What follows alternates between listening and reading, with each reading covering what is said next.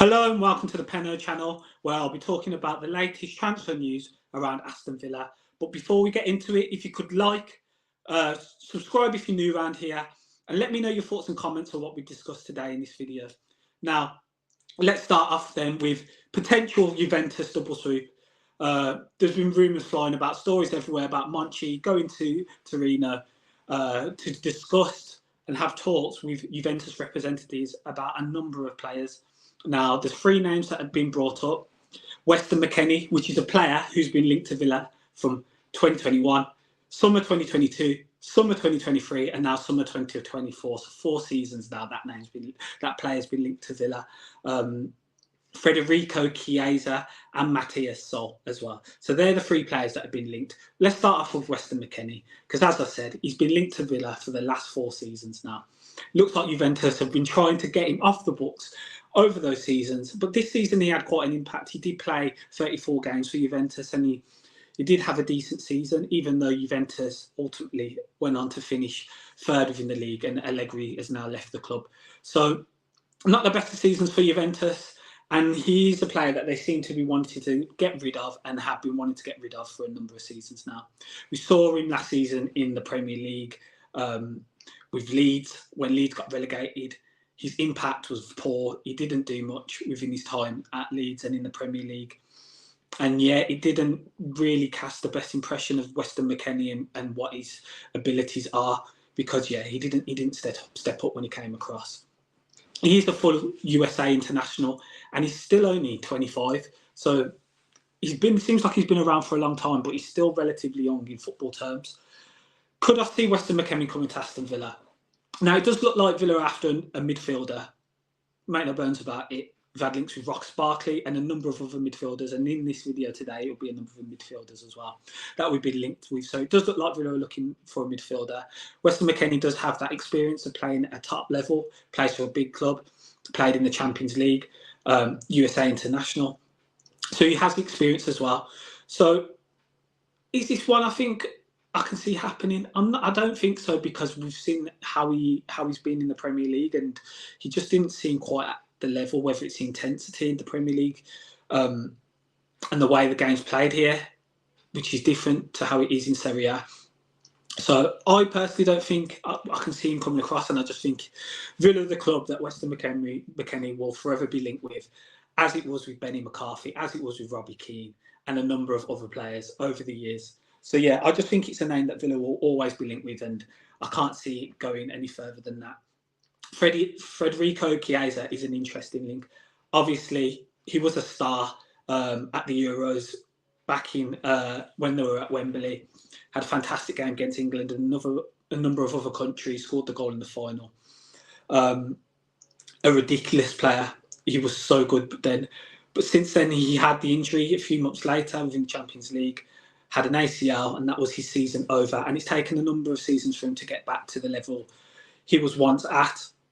Scored 9 goals this season for Juve in Serie A at 33 appearances. So he made quite a large amount of appearances within Serie A this season, which is good. Tricky winger, great dribbling ability. And does he want to venture to the Premier League now? Does he see it as, yeah, my time's up in Serie A? He's looking for an interesting move elsewhere. And is Villa that club? Well, with Villa getting Champions League football now, this is potentially a name we could attract. And Chiesa has so much ability, being an outstanding signing for us if that was the case. That one will be an interesting development, obviously. So much ability with the player, and Unai Emery would be able to work wonders with a player like Chiesa. Still only 26.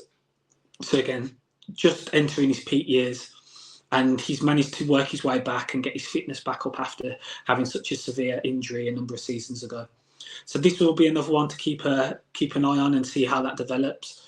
Obviously, with these Juventus players being linked, Matthias Sol as well, Argentinian, 21, young, exciting winger as well. That's another interesting development, and we'll see how that one goes. In the other direction, again, a lot of Italian sources have reported on Douglas Luiz potentially going to Juventus. Now, Douglas Luiz, over the years, since he's been at Villa, since he signed from Manchester City, has always been linked to an exit in a summer transfer window. Buyback clause with Manchester City, Arsenal. How many times has he been linked to Arsenal? They've always had an interest. It's always stated Arteta has a liking to Douglas Luiz and wants him. Well, after the seasons he's had where he's been integral for Villa, especially when Boubacar Kamara was fit the first half of the season, he was Villa's best player. He takes all of Villa's set pieces. He scores Villa's penalties as well. So, integral to us and how we perform. Can I see him leaving now? Well, firstly, if he was to leave, it'd take a significant amount of money. He has 2 years left on his deal. But of all the players, if a high-level player, a star player from Villa was to leave, I think he'd be one of those names that would be up there because of the fee Villa could get for him. And if the lines are as close as they appear to be, and has been stated by a number of journalists now that Villa are quite close to the PSR limits, and obviously now, well, again, after last season, Villa have to comply with the UEFA regulations due to qualifying for the Champions League. It'll be interesting to see if Villa actually have to sell a star name, and if that is the case. And if I'm being honest with myself, I feel like Douglas Luiz would be one of those names because the fee that you could get from selling the Douglas Luiz would be very high because he's such a quality player, and his importance to Aston Villa would generate such a fee. But in a swap deal for Juventus, no, that I can't see that happening at all because it wouldn't make sense for both clubs in terms of PSR doing a swap deal. It'd have to be, for a fee. Could I see him being swapped for Weston Mckennie? No, not happening. I don't think there's any substance within that. Potentially a number of players. No, maybe if a fee was gathered for Douglas Luiz and then Villa were to pay a fee for a number of Juventus players within that, I think that would look better on the books and that could possibly happen. But yeah, it would be interesting to see what develops with Douglas Luiz and if he's still here at the end of the summer. I want him to still be here at the end of the summer because he's such a quality, gifted footballer. And I want to see him playing for Aston Villa in the Champions League because he signed for Villa when they were promoted, and he's been through it the whole five seasons since to get us to this position and been integral in doing so. So yeah, it'll be interesting to see if there's any movement regarding Douglas Luiz. I can't foresee it going between Luiz and Juventus and that being a swap deal with other players and the names I've mentioned earlier from Juve. But yeah, we'll see if there's any developments regarding that.